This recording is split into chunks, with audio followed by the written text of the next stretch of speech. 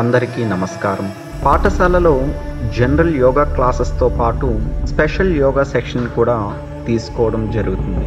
ఇందులో అడ్వాన్స్డ్ ఆసనాస్కి సంబంధించినటువంటి శిక్షణ ఇవ్వడం జరుగుతుంది. ఈ అడ్వాన్స్డ్ ఆసనాస్లో కష్టతరమైనటువంటి ఆసనాన్ని సాధన చేస్తున్నప్పుడు విద్యార్థి తన యొక్క పూర్తి ఏకాగ్రతని ఆసనం మీద ఉంచడం జరుగుతుంది.